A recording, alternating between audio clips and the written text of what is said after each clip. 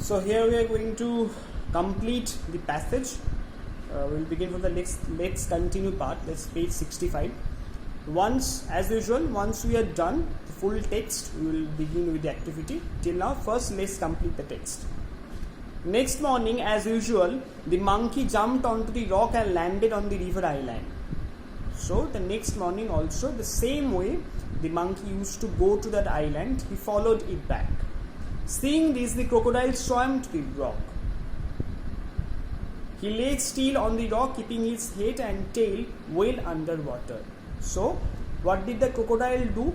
Because he has already made a plan with his wife the last night, he decided to have a go at the monkey, and that is why, after seeing that the monkey had reached his destination to eat the fruits, he now reaches to the rock to have a taste at him or a plan to catch him.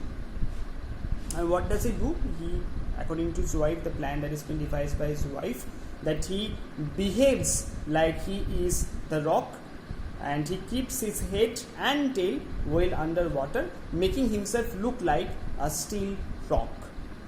Only its back was above water and it looked like a part of the rock.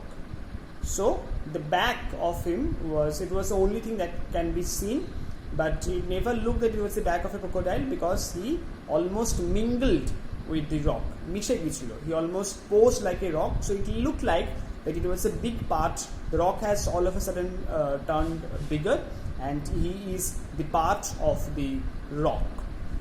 After having a good meal, the monkey decided to return. He looked at the rock.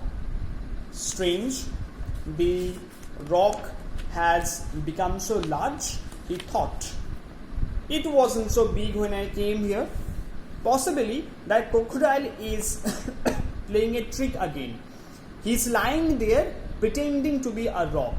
So the monkey, the first time we come here, it's not the first time we come across the smartness of the monkey was how he devised a situation, how he devised a plan to reach to that island. The island was not at all easy to reach, but he made a plan himself to reach that island very easily. And now the second time we are getting an instance of how intelligent the monkey is. While returning, he looks back at the rock, and he knows that the rock does not at all look the same when he had arrived there. Previously, rock was smaller, but now, while returning to his land, while returning to his place, he takes a look at the rock, and the rock, obviously, for the readers and unnaturally for the monkey, looked quite big.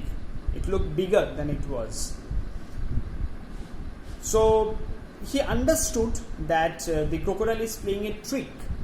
Trick means plan. Chol, chaturi. So the crocodile is playing a trick, an act of cunning, an act of cunningness. And what he is doing, he is planning to catch him. The monkey made up his mind very quickly. He shouted, "Hello, rock, my dear friend, you look quite big today. You didn't welcome me today as you always do. Are you angry with me?" Now, because he has to come out of this with his brains fully intact, now he has to come out of this danger, impending danger, very quickly. What did he do? What did he decide to have? He decided to have a conversation with the rock. And we all know that a rock can never talk. A rock can never be able to talk. But the monkey, he uses this sense to himself that he should make it sure that it is not a rock. And to make it sure, to make it a certainty, he has a discussion, he has a conversation with the imaginable rock that looked to him.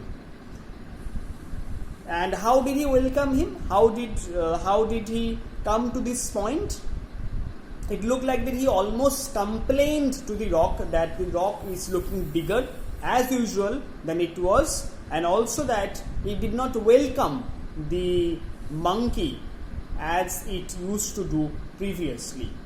Hearing him, the crocodile thought, perhaps this rock really talks to the monkey. I should speak to him posing as the rock, otherwise he might suspect something. Now, being an idiot, being a fool himself, the crocodile, he almost succumbed to this plan of the monkey. He fails to understand that the monkey has made a plan only to come out of this danger, only to come out alive from his deadly grip. So, thinking that the rock really talks with the monkey, he decides that he will also have a talk with him, so that the monkey does not become confused, the monkey does not become surprised at the non-responsive nature of the rock. So he said, no, my friend, you are always welcome. So the monkey, he talks back. Posing like a rock, he talks back to the crocodile talks back to the monkey, telling that yes, he is very much welcome. Who is that he? He is that the monkey. If you are not angry, why are you looking so different? Said the monkey.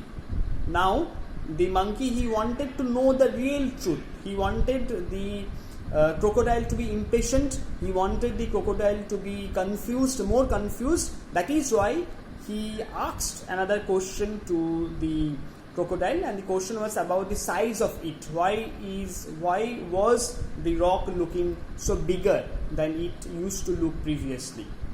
At this moment, the crocodile got impatient. As usual, as a result that we already had discussed, the crocodile, he was not as smart as the monkey, he was not as intelligent as the monkey was, and that is why he became impatient. Impatient means showing no sense of patience. The meaning given here is restless. I am not a rock, you stupid. He raised his head above water and said, I am not a rock, you stupid. I am a crocodile. I am going to eat you up very soon. So the crocodile, being the fool or being the foolish he is, he comes out of the water and reveals his identity, his true identity of being a crocodile. The monkey realized that he could not return home like the other days. Realized means understood. The monkey understood, or the monkey was confirmed that it was not the rock, it was really the monkey, it was really the crocodile, who has once again devised a deadly plan to catch him. So he understands that today the way to return will be more difficult than other days. So he made other plan. He said, my friend crocodile, I am so sorry. Why did you do all this to catch me? Just open your mouth wide, I will jump straight into your mouth. So now, for the time being, to save himself, the monkey decides that he will have to devise a very smart and intelligent way out to come out of the deadly grip of the crocodile. So he pleads, or almost tells the crocodile in a very humble way, in a very sweet way, in a very sweet note, that he wants to cooperate with the crocodile. He wants to assist the crocodile in eating him out. Who is that him? He is that monkey. He will help himself to make it easier for the crocodile to have a taste of his sweet flesh. And how would he do so? He would do so by jumping straight into the open mouth of the crocodile.